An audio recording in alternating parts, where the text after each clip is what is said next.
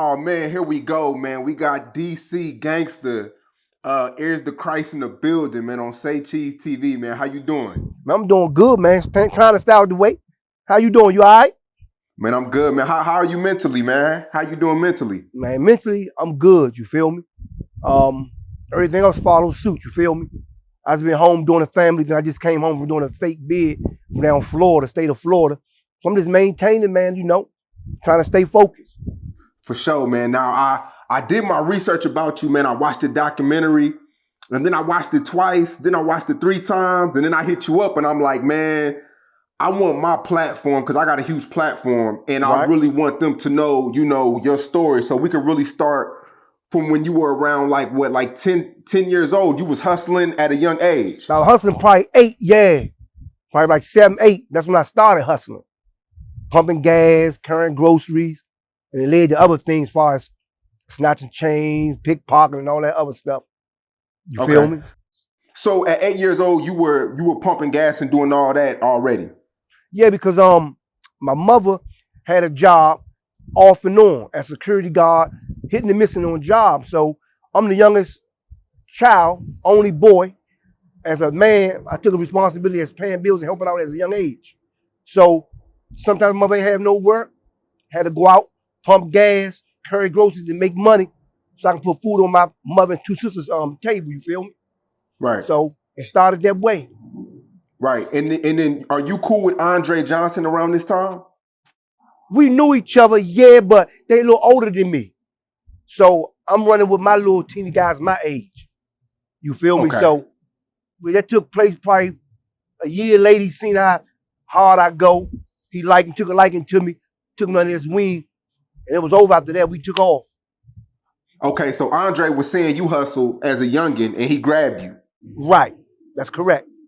Okay. And then Andre Johnson had a hustle with like the what was it, like machines, like candy machines and shit?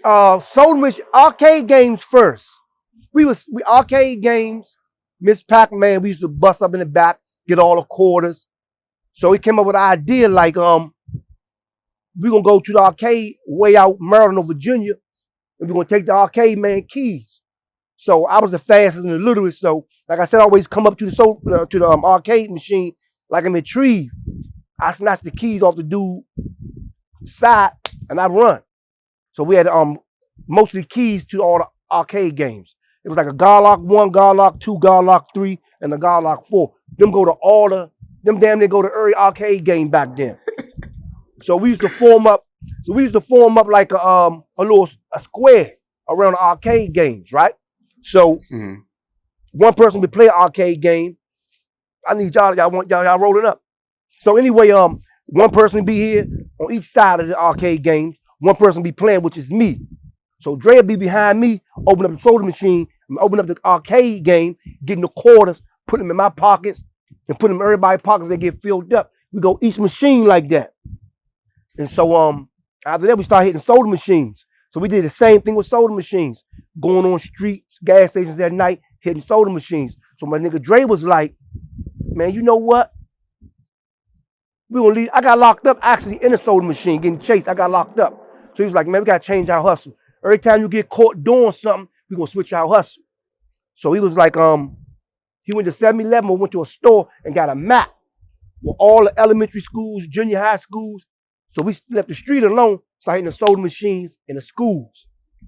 We did that. Everybody thought we was hustling, but we wasn't. And we was stealing at the same time. So after that, it just progressed. Different hustle. And how much were y'all, was y'all making a killing? Was it just enough to get by or what? Now you gotta think, I'm in the 6th, 5th grade.